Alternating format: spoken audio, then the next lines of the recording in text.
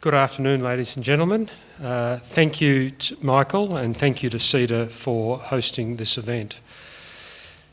As Michael has said, my task today is to present the outcomes. Oh, we better get this going first. My task today is to present the outcomes of the Transport Industry Technology Readiness Assessment conducted by the Academy of Technology and Engineering. Now, I'm going to begin with a few words about the Academy itself and the broader scope of our Industry Technology Readiness Project before shifting gears, so to speak, into the transport sector. So the Academy. The Academy is an independent think tank.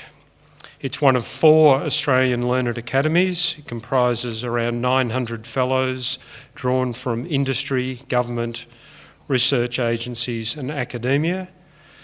Those fellows are experts in technology, engineering and applied science.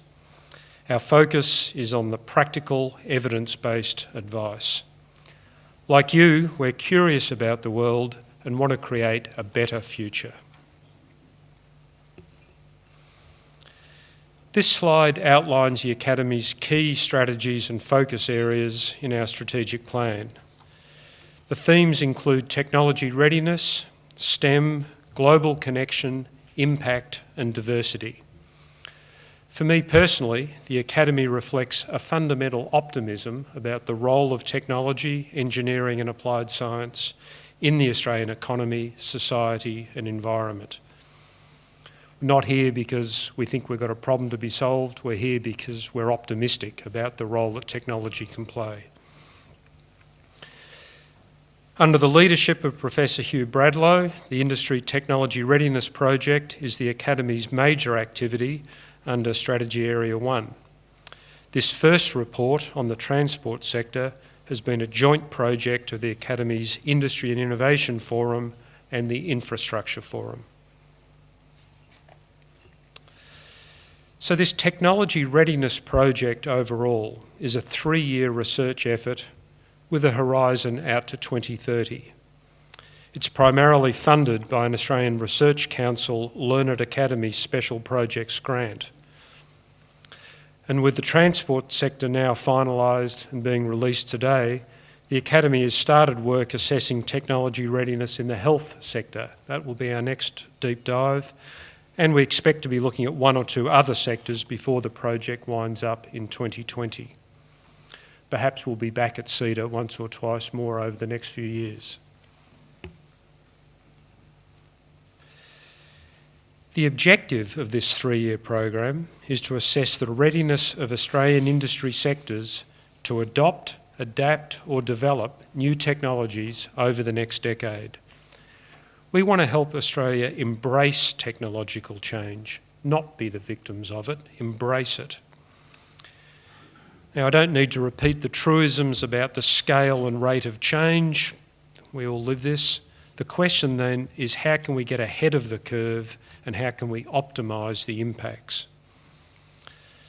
The project aims to identify measures for technology awareness, adoption and impact and allow measurement of the progress of Australian businesses and governments against defined criteria, metrics and indicators. It's a very ambitious program. The outcome will be advice for policymakers and advice for research organisations on what should be done to ensure technology readiness by identifying key research areas to address knowledge gaps, to identify our future skills needs, and to identify policy actions to facilitate readiness. The Project Steering Committee, a splendid array of steerers, comprise both fellows of the Academy and external experts that we invite to join us for each technology area.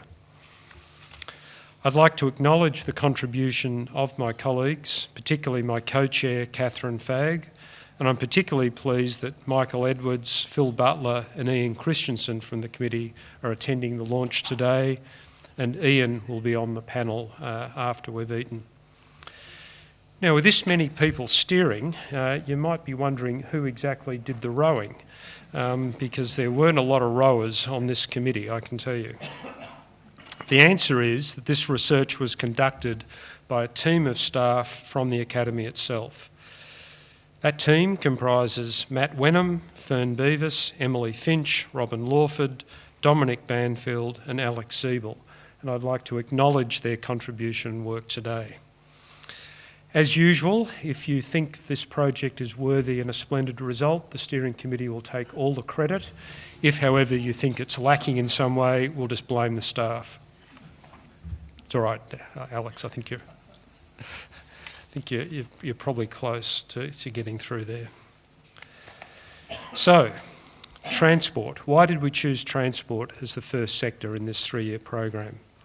We chose transport because it affects all sectors of the Australian economy and enables or impedes productivity and lifestyle improvements throughout. It's subject to significant disruption due to emerging technologies, and of course it's a sector that is heavily influenced by regulatory intervention. Successful management of disruption in the transport sector will deliver many economic, social and environmental benefits to Australia. On the other hand, failure to be prepared will risk a decline in many aspects of our Australian way of life and society. For example, inadequate planning, coupled with population growth and the spread of urban centres, could significantly impede the mobility of passengers and freight in both urban and regional areas. This could lead to increase in congestion and vehicle-related emissions, lead to a deterioration in health, safety and security, and negatively impact the cost of living, productivity and the ease of mobility.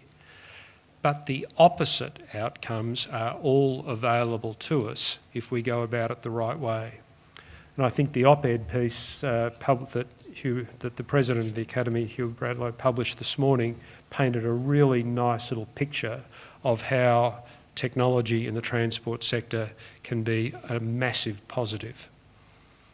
So in this early phase of the disruption and transmission, it's critical that Australia identifies what we want for our society, what action government and industry needs to take, and how this will translate to an efficient and effective transport sector of the future. The report that the Academy has released today examines the existing transport sector, the challenges and desirable outcomes for 2030, our readiness around a number of key enabling technologies, potential solutions and platforms to these challenges, and it provides an analysis of all of these factors and a classification of industry readiness. I'm going to take you through those results now.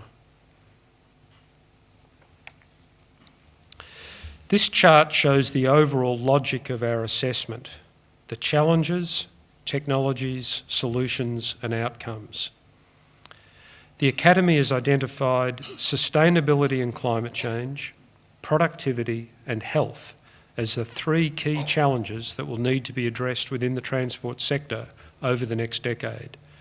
Specifically, the transport sector will need to lower emissions, improve the efficient movement of people and freight, and reduce transport-related deaths and serious injuries. There are 3 measurable goals that we believe are within our grasp. 4 potential solutions to these challenges are identified in our report. These are the deployment of low and zero emission vehicles, LEVs, connected and autonomous vehicles, CAVs, high frequency mass transport and intelligent transport systems. So, challenges, technologies, solutions and outcomes, all laid out. To gauge Australia's readiness to address these challenges, each of the potential solutions has been analysed against 5 readiness indicators. Infrastructure, social readiness, skills availability, economic and commercial feasibility, and policy and regulatory readiness. These are the 5 dimensions that we've sought to measure. As any good science paper should stow, let's have a brief diversion and talk about methodology before we get into results. The methodology comprised workshops and dialogues held in both Seoul in South Korea and here in Melbourne. We completed a desktop study of the existing transport sector, of transport technologies and readiness levels, and of readiness metrics themselves. The Academy's team then conducted over 30 in-depth interviews with stakeholders from industry, government, research and academia. And finally, we conducted the analysis and developed our recommendations and research priorities.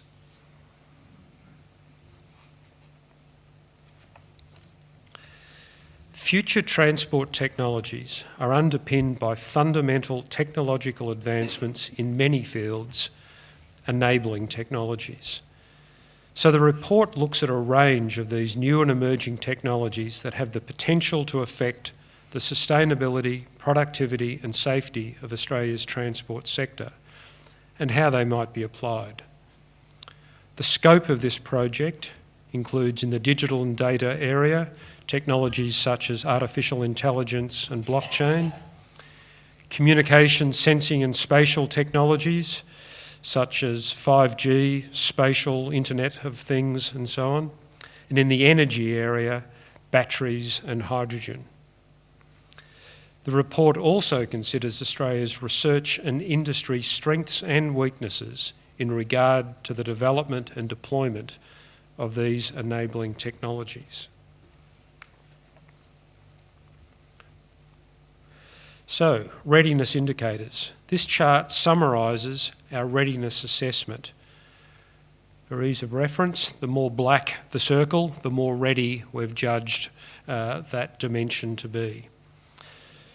So you look across the top, infrastructure, skills, social, economic and commercial and policy, and you look down the column, low and zero emission vehicles, connected autonomous vehicles, high frequency mass transit and intelligent transport systems.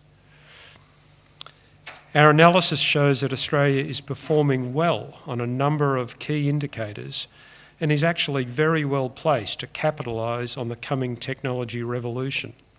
Importantly, social readiness ranks very highly.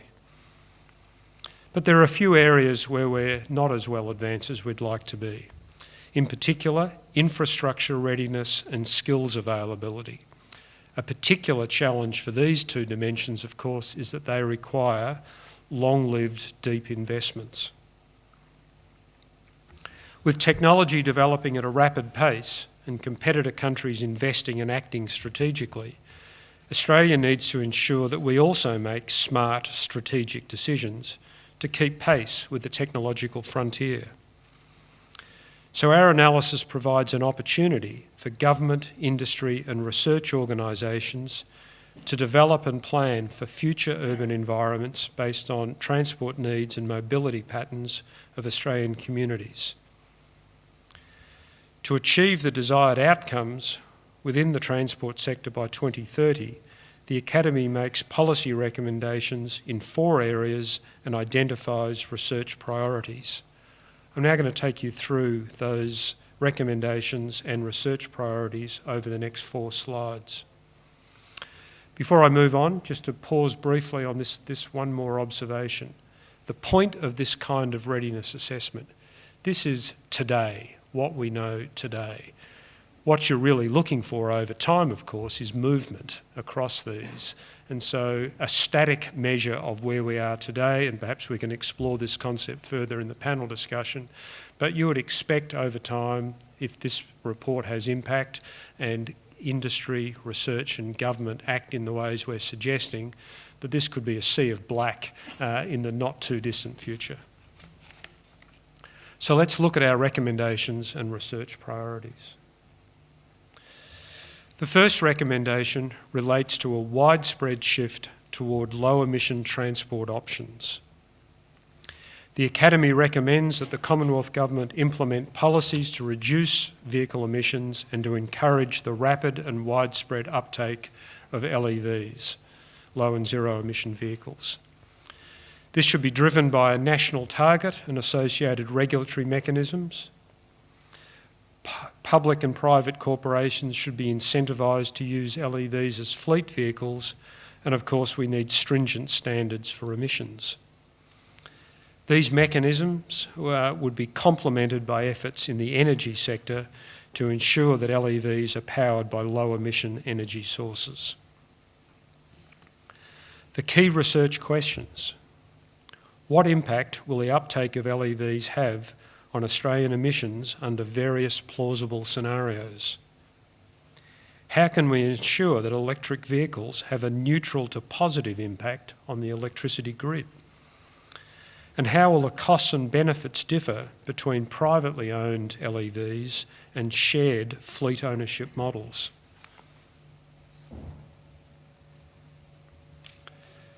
The second recommendation relates to the regulation of new transport technologies. The Academy recommends that an adaptive regulatory framework be established to provide guidance to the transport sector to help shape future transport systems. Australian governments plural, Commonwealth, State, Territory, should introduce flexible and adaptable legislative and regulatory frameworks that can keep pace with the global technology frontier. We must ensure that Australia becomes and remains a key competitive player in the global market of advanced transport technologies. COAG should set nationally consistent standards and regulations in areas such as charging infrastructure, data collection and management, vehicle-to-X communications, X being another vehicle, road infrastructure, the grid, etc., all based on emerging global standards. The key research questions in this domain include: where are international best practices to be found in the transport sector, and what lessons can be transferred to Australia? What is the best approach to whole-of-government integrated transport system views involving industry, technology providers, infrastructure planning, education and training? Our third recommendation relates to the Australian setting. Now, it's essential that Australia does not miss out on the benefits of technology because that technology does not yet meet the needs of our unique geography and climatic conditions. It's obvious that transport technologies that are developed or adapted to an Australian setting will have the biggest impact here. To achieve this, governments should establish competitive grant programs that encourage the trial of transport technologies that can be adapted to Australia, and governments should undertake integrated land use and transportation planning based on these emerging technologies. You'll find in our report a quite extensive table where governments are already acting in this area, and there's a very impressive array of trials and demonstration projects already underway. More, of course, would be better. The key research questions: where should the greatest emphasis be placed? What should be our priorities? To what extent and in what situations are Australian conditions so unique as to warrant special technological adaptations? What are the likely impacts of new transport technologies on population distribution? What are the obstacles from the provision of technologies by firms to consumer adoption decisions, and how can they be overcome?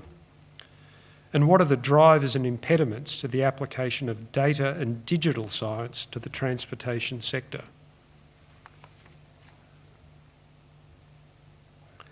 The fourth recommendation relates to the workforce and skills. To prepare the workforce for the disruption of new transport technologies, workers must be supported to develop STEM skills and to obtain the qualifications, skills and training needed to adapt to the changing roles and tasks.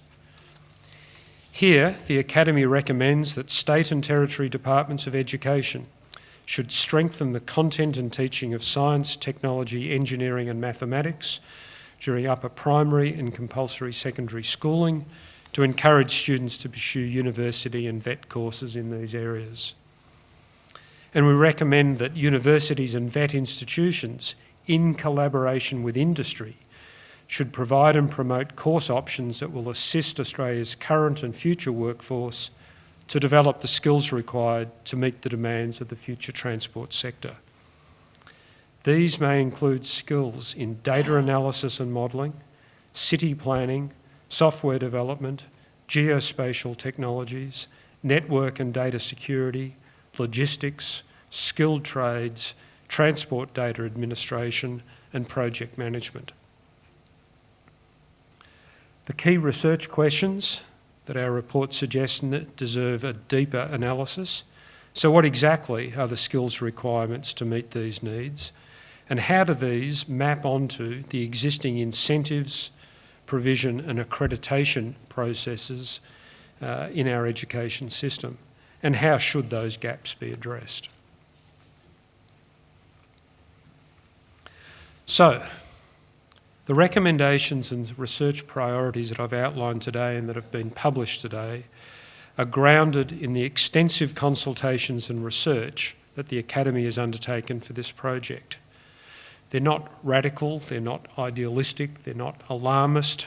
What they are, we think, are sensible and practical and driven by that essentially optimistic view of the future of transport technologies in Australia. By making smart and strategic decisions now, underpinned by solid research programs focused on Australia's circumstances, the Academy believes that we can dramatically improve the sustainability, productivity and health impact of the transport sector. I commend the report to you.